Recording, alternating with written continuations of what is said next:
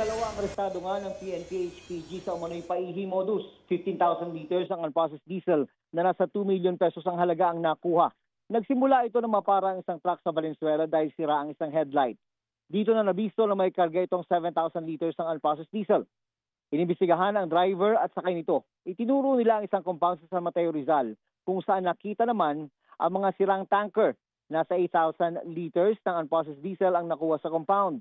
Pero sabi ng may-ari ng compound ay hindi niya alam yung ginagawa nung nagrenta sa kanya na si alias Vin. Itong compound umano ang nagsisilbing imbakan ng mga unprocessed diesel mula sa iba't ibang lugar sa Metro Manila na nang hinala ng PNP-HPG ay galing sa mga dumadaong na barge. Ito raw yung mga diesel na kadalasang ibinibenta sa mga gilid ng kalsada sa mga probinsya.